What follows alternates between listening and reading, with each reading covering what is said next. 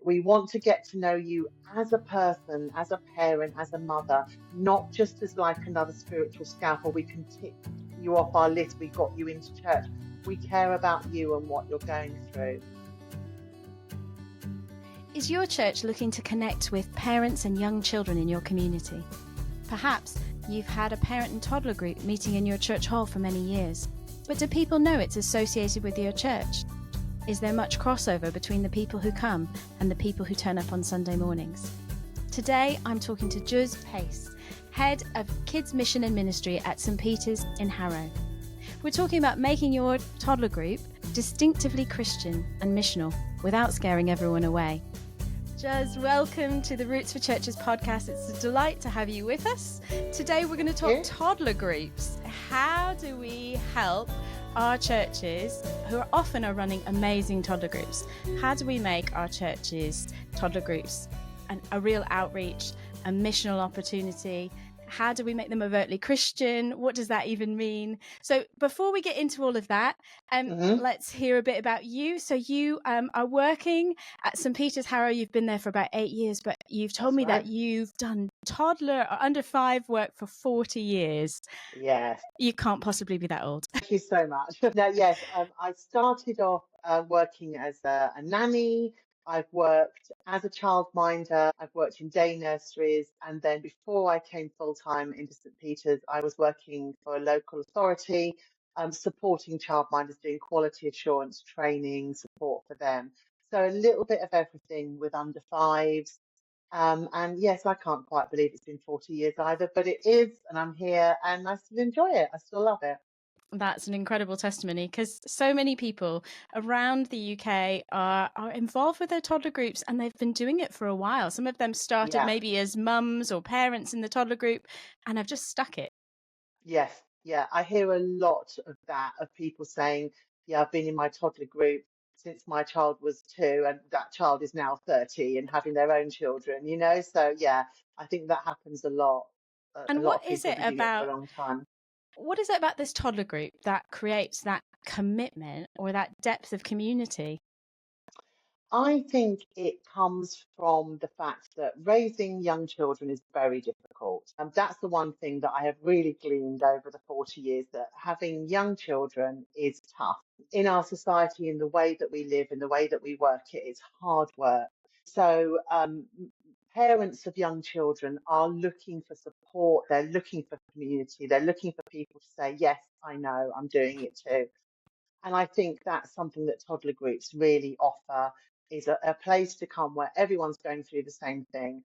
And I think if you find that kind of support and help there, you're like, yeah, this is great. And I want to continue doing that. I want to offer that to future generations. Plus the fact that you get to see kids, for a couple of hours every week. They're cute, they're lovely, they're funny. And, you don't have to be not doing it 24/7. It can be really good fun.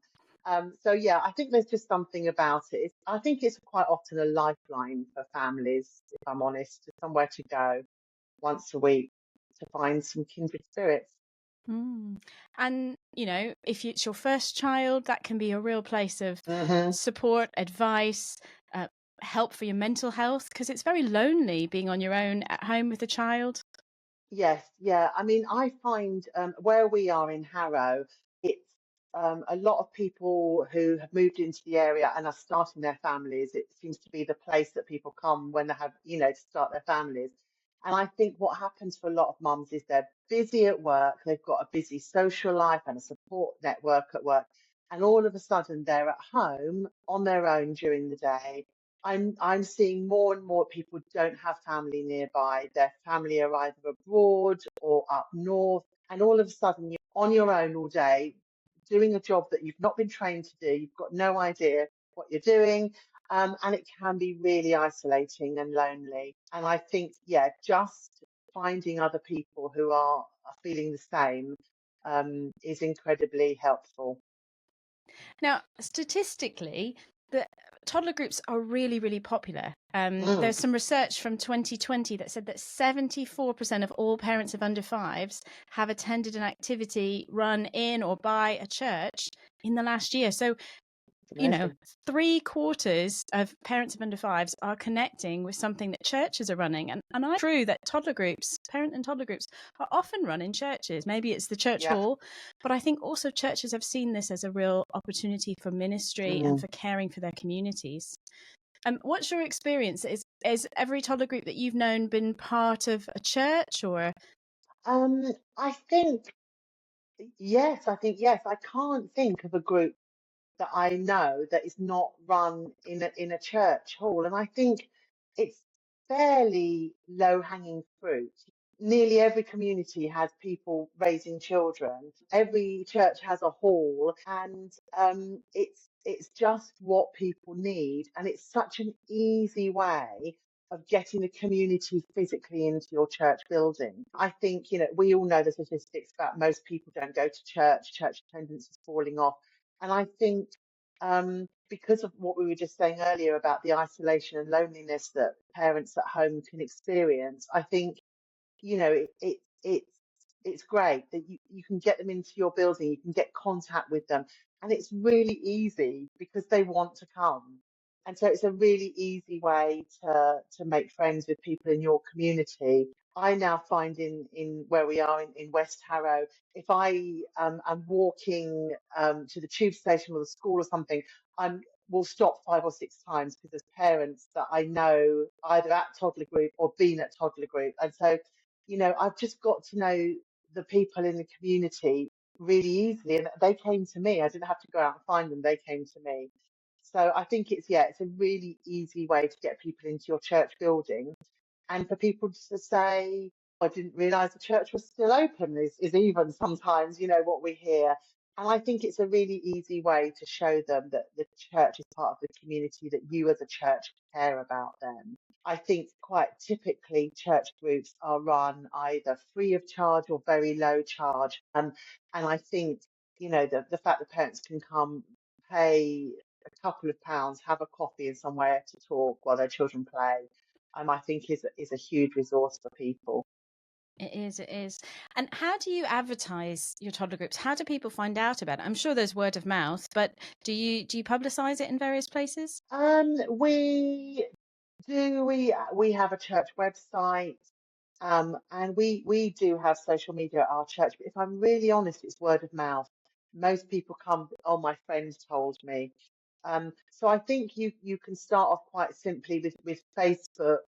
Um, is an easy way. I think lots of people are still on Facebook and we get them. But once you get a core group, they will tell their friends and they'll bring their friends. And definitely word of mouth. We don't have to do an awful lot of advertising. We are in a particularly high rate of children in our community. We are unusual, but I think people tell each other, and I have mums who like, as I told my friend to come, and I'm like, oh, what's her name? So I can look out for. They're like, oh, I don't know. I just met her in the park, and I told her about you. They don't even necessarily. It's just that thing of like, I found this place. You should come. It's great, Yeah. and they don't even really know the person that they're talking to. Yeah, I think word of mouth is the big thing. I think depending on your community, a poster, a Facebook post, there are online apps. Now, I'm trying to think of what they're called now. There used to be one called Hoop, and you literally say, "This is my postcode, and this is the day I want to do something," and it will tell you what's available for for children in your area. I've got a feeling that might have closed down and it might be on its way back. I'm not sure, but there are various apps. There's another one called Peanut, which one of the mums described to me as Tinder for parents. At first I was like, oh, that sounds a bit, but she's like, no, it's literally for parents who just want to meet up with other parents. So I think that, I think it's sort of knowing where your parents are, what are they doing? But definitely word of mouth is the main Yeah. one. Get a few people and they will tell others. Well, exactly. And a poster in a supermarket or in the public Yeah, library. library, yeah, Um, wherever. or, if the NCT is doing a nearly new sale near you, that's a great sort of place where all the parents turn up, and just a poster aptly placed can Yes. kind of help lots of new parents find you. I think as well, it's about what else is going on in your community. We're quite lucky because our church is very it's almost like a community centre. We have a lot of rooms that we can rent out, so we get baby massage and baby sensory groups coming here. And I'm just always making sure there's a pile of our leaflets there. And so I think it's just like, yeah, anywhere that parents are, find out Yeah. where the parents are, and stick your poster, stick your flyer there. Yeah, that's fantastic. And so kind of back to my original question, which is, what makes a church toddler group different, and what is the role of mission in the toddler group? How do we make our church toddler groups overtly Christian, or should we? Should they be missional? I think that is it's a very interesting question, and I think it's got to be what is right for your church, your community, and your toddler group. I myself have run sort of two toddler groups over the years, um, and in two different churches.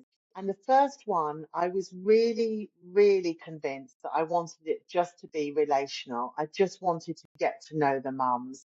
I wanted it to be a safe space for them where they could come and talk openly. I think my experience of working in daycare meant that I had a fair amount of experience to draw on, so I could be a sounding board. And definitely, no, your child is completely normal, don't worry about that, it was a helpful thing to be able to say with my childcare experience.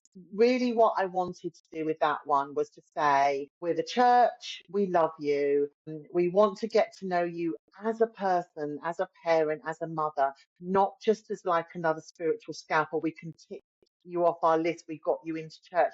We care about you and what you're going through. And so I was really focused on building relationships, making sure I knew everyone's name, that I spoke to everyone every week. And then from there, I was able to say, I'm really sorry to hear you put your back out lifting your toddler. Can I pray for you? Can I, pray for healing? Or I'm really sorry that you're having a terrible time with your toddler's tantrums. Can I pray for you?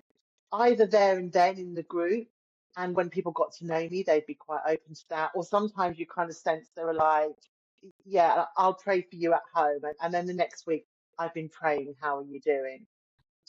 And that really worked in that group. That was quite a small group. I had maybe sort of 15, 20 parents come to that group. They all were really regular.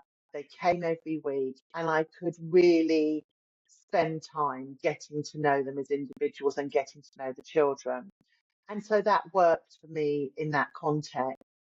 But where I am now, the toddler group is quite different. I've got something like 60 people on the book, and will come regularly for a while, and then you don't see them for a while, or they come once a month. And so the turnover is, I'm never quite sure who's going to be there. And while obviously I'm still trying to make connections and relationships with them, it's slightly more transient. I don't know who I'm going to see.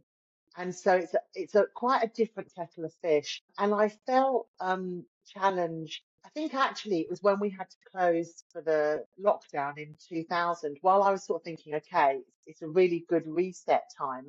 When we come back, what do I want the toddler group to look like? Am I going to do the same thing that I've always done? And I really felt God challenging me and saying, no, you're a church, you're a Christian, you've got all these people coming into your building. And because we've got so many on the books, it's a huge number of people we're reaching every week. And I really felt challenged that it was an opportunity I couldn't miss, that I had to be able to talk to them about Jesus. If I said I marched into that super confident, I would be an absolute liar. I was very nervous about it. I was like, what if they think I'm a weirdo? What if it scares them all off? What if they're like, we'll just go down the road where she's not preaching at us? And so what I decided to do was to have, at the end of the session, we always did a story and a song. And so what I decided I was going to do was I was going to make the story a Bible story, and that we would introduce Christian songs alongside your normal Wheels on the Bus, Twinkle Little Star. And I thought, well, it's at the end. If people really are offended by it, or their religion means they can't hear anything about the Christian faith, then they can leave and it won't be awkward. And actually, what I found was that nobody left. Mhm. Everyone was happy with it. And I mean, I'm not going to spiritualize that. I think a lot of it is, well, it's an extra 15 minutes of, I don't have to think about what to do with my child at home. It could be that. But actually, as time went on, I found that quite a few people had some sort of vague church input when they were little, and they felt it was important. Some people have said, it's a moral code I want my child to adhere to. Other people have said, I just think it's a really good thing that they know the Bible, even if they're not sort of living it particularly at home. Eastern Europe, people from Eastern European countries where they're Catholic felt really strongly that they wanted the Bible stories was important. People of other faiths didn't seem to mind at all. They're quite happy. I find that where we are is very multicultural, very multi-faith, and I think there's a high level of tolerance. People are, that is great. We want our children to know about different religions and be respectful. And so actually, there was no real problem with people leaving. I kept it really simple. None of the Bible stories are complex. What I did gradually over time is work out a pattern for the year. So in September, we start with creation and basically trying to make sense of Christmas, of why Christmas is so important, because look how troubled the Old Testament was. So Jesus came to sort it out. September to Christmas, we do the Old Testament. And then in the new year, we go through the life of Jesus until we get to Easter. And then after Easter, we do a few bits and pieces from Acts. And then this last term, we tend to look at parables because they're super easy. That's why Jesus told parables, right? Because they're easy to understand. They're a really good story with a good beginning, middle, and end, and point to it. And so I just repeat that every year because the chances of people coming to us for a whole year is very slim.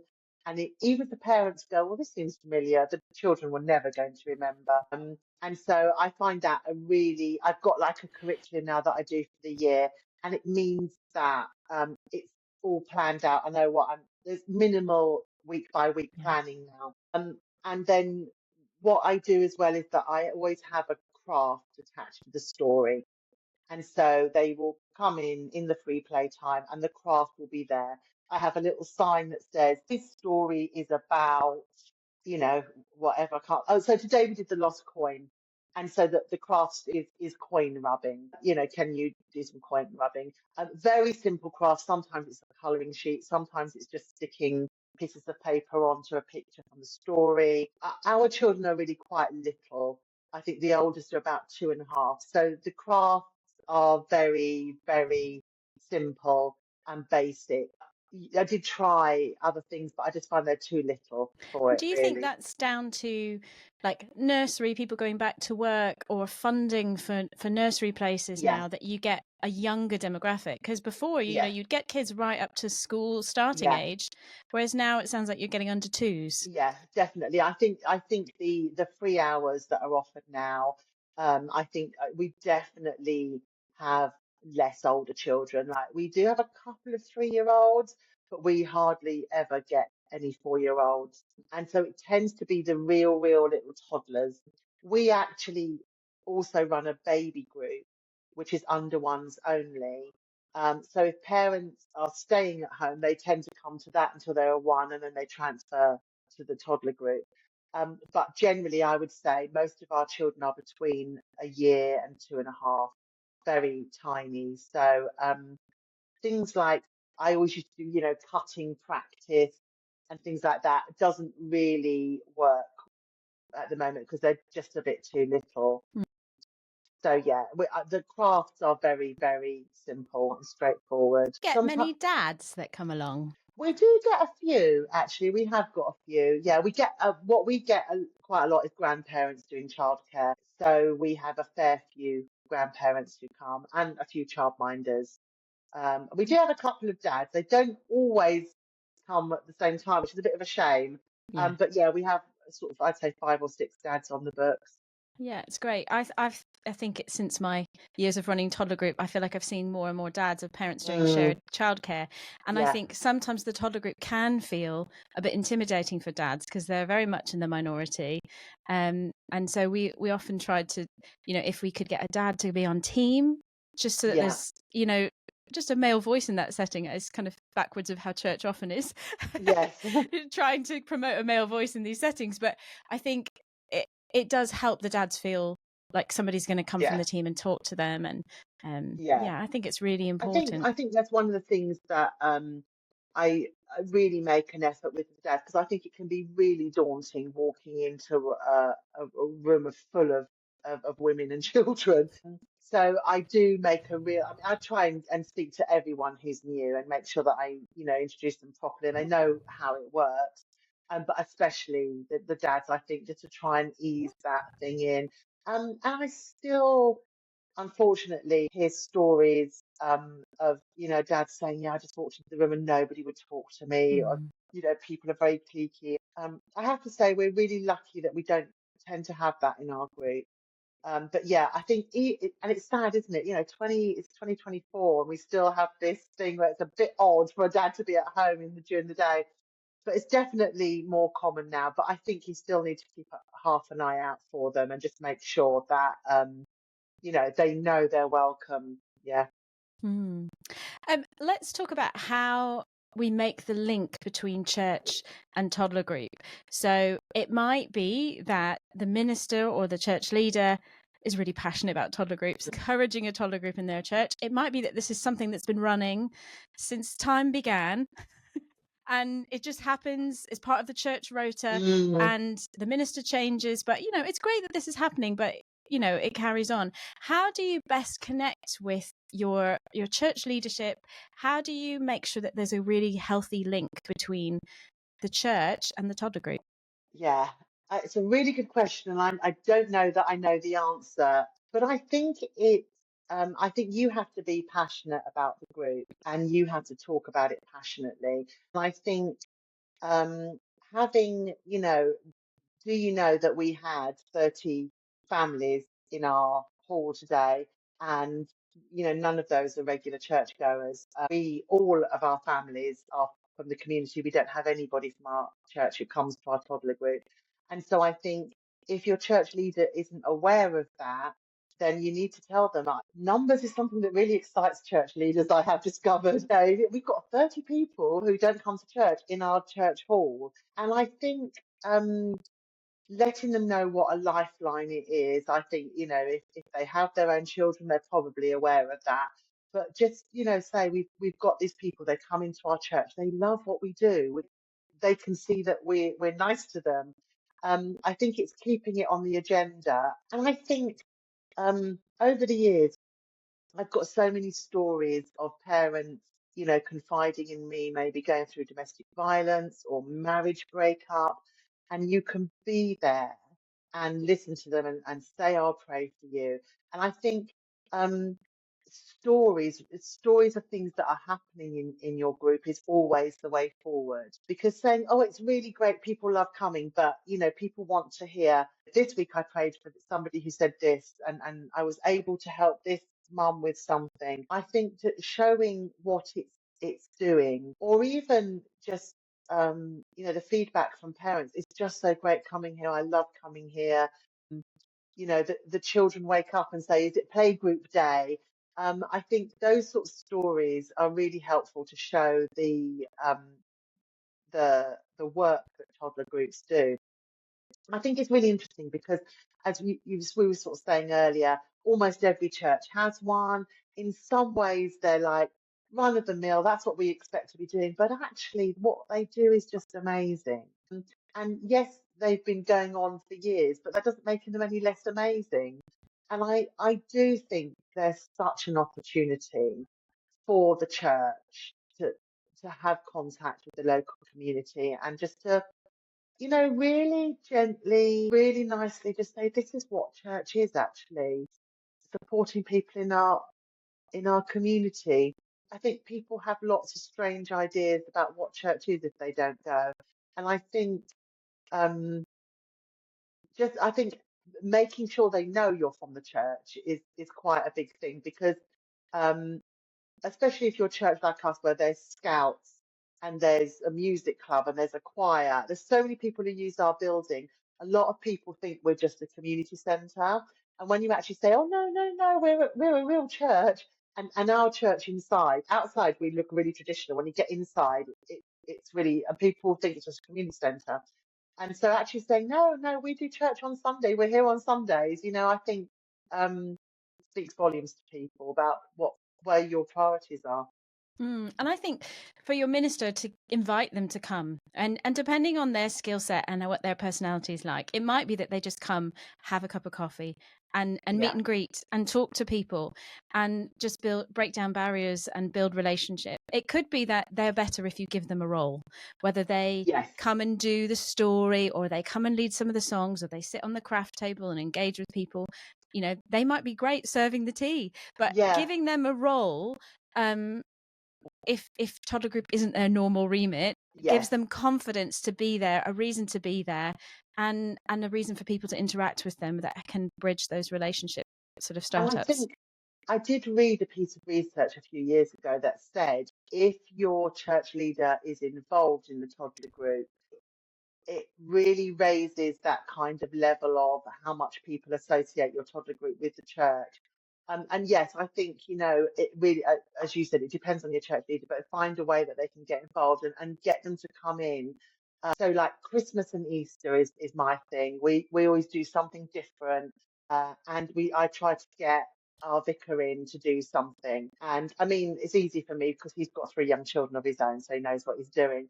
But even if it was just stand up and say, I'd love to invite you to our Christmas services, and also saying children are welcome. You can come with your children, come on a Sunday. We don't care if they make, noise. And that obviously depends on your church setting.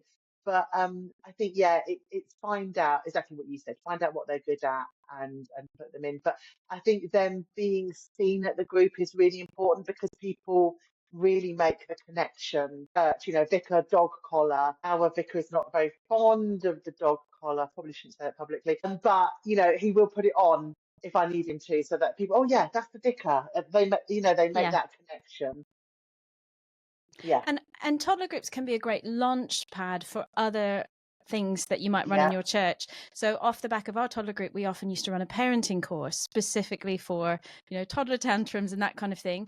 But then you've got people on a mailing list, and you can say, would you like a starting school toddler class or a parenting group? Or would you like a parenting, young children? Would you like a parenting teenagers as they come through? You might want to run a marriage course or sort of marriage enrichment. And, we all know having young children at home is on relationships. And so, if you know that you're going to run one of those, you could say, well, we'll have a creche, or we'll do a babysitting rota with people so that you can get freed up to come out and be part of this. Again, just little add-ons to the toddler group, because you've got this demographic, you know them well, you know what their struggles are. You might have a worship evening at your church and say, maybe once the baby's in bed, you could come out and have just some you time and sit and just listen to the worship music. And people think, oh, I wouldn't think to advertise that at the toddler group, but that's what people who are staying at home with young children are craving, is a bit of headspace, a bit of self-care, a bit of spiritual care for their lives, and they'd love that.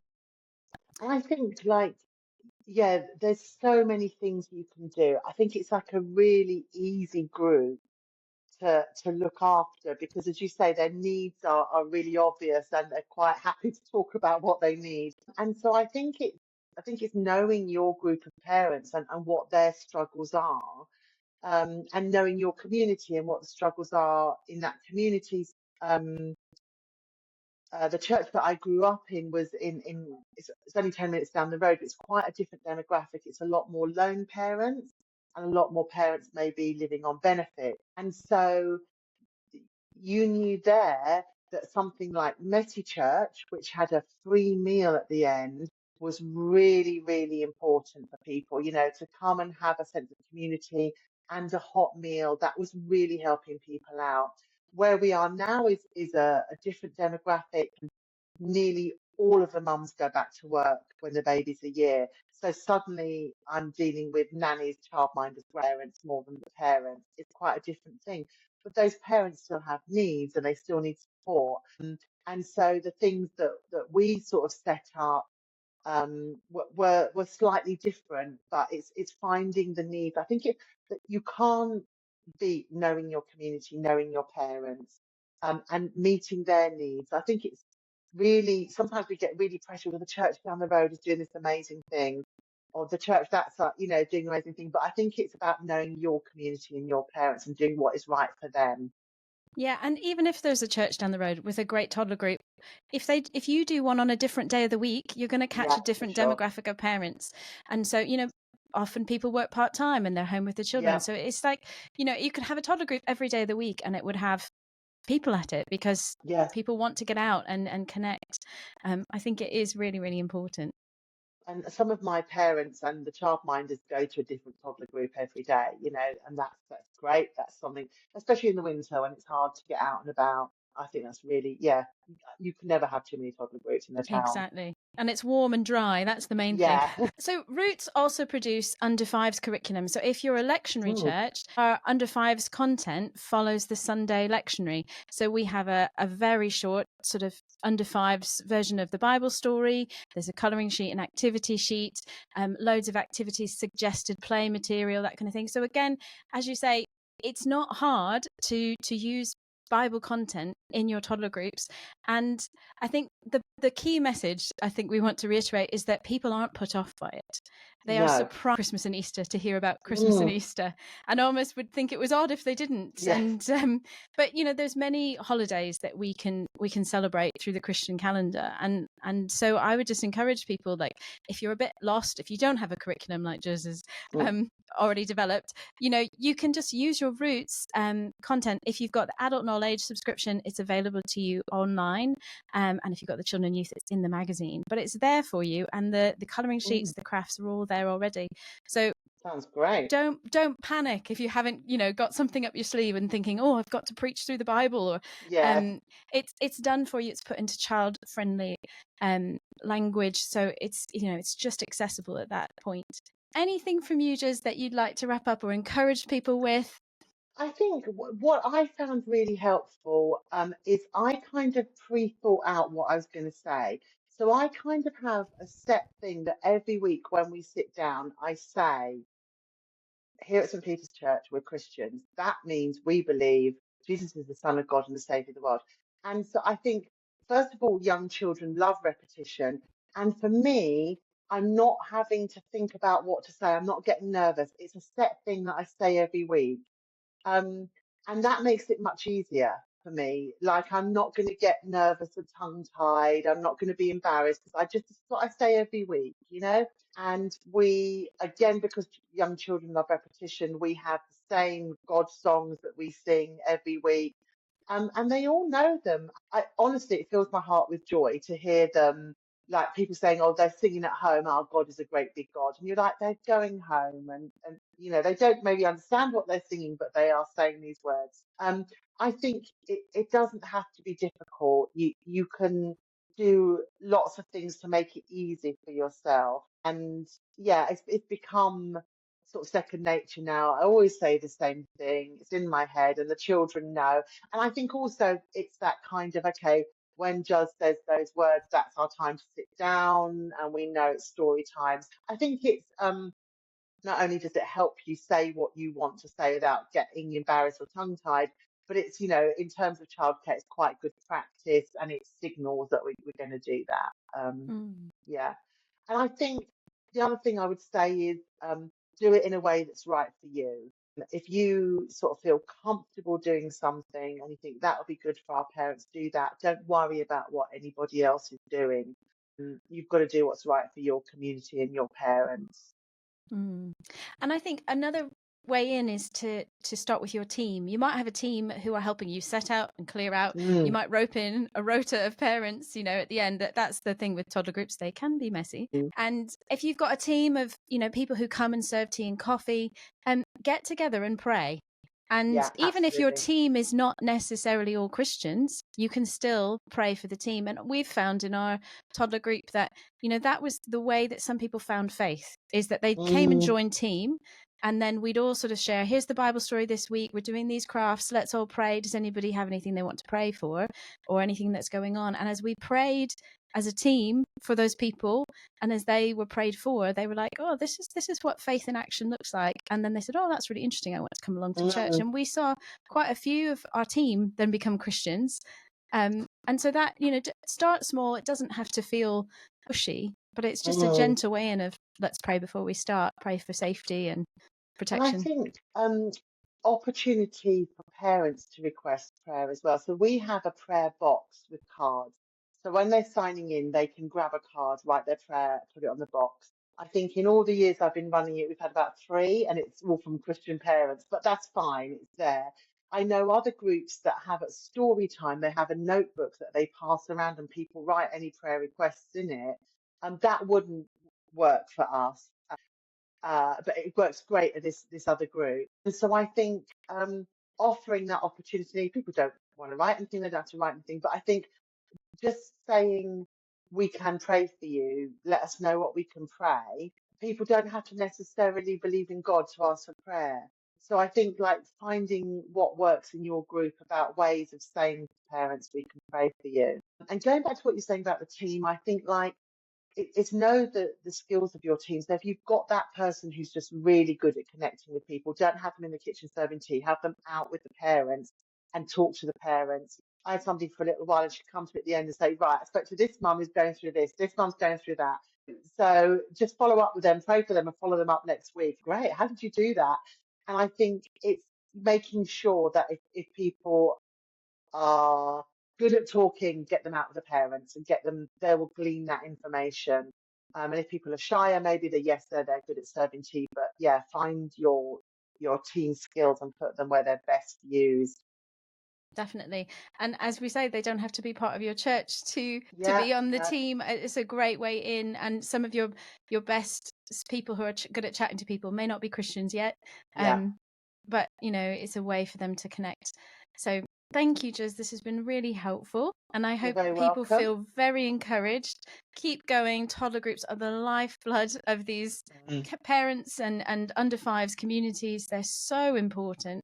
And they're such a gift that God has given us as a way to bless our community and get to know people. And as you say, getting to know, if churches want to have children and young people, start when they're babies and Absolutely. connect with these families, because that is a big transition point for people, and they Yeah, want to build relationships with other people of children that age, and the church can be a great context for that.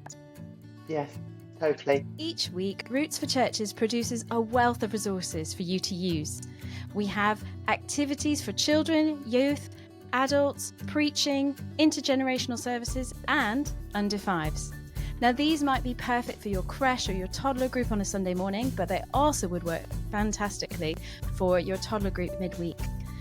The readings follow the lectionary, which is a pattern of reading through the Bible in 3 years. So if your church isn't following the lectionary, or you don't want to follow that pattern with your under fives, you can easily search our website for the Bible stories that you do want, whether it's parables or Old Testament stories, and pull them out in an order to suit you. Each week there's a game, a song, a Bible story, colouring sheet, activity sheets, and so much more that you can use. It's all compiled together in the Under 5 section, and you can download the worksheets and activity sheets online. If you'd like to take a free trial, you can check us out at rootsforchurches.com and click the button to go free trial, or you can sign up for an annual subscription. Thanks for listening.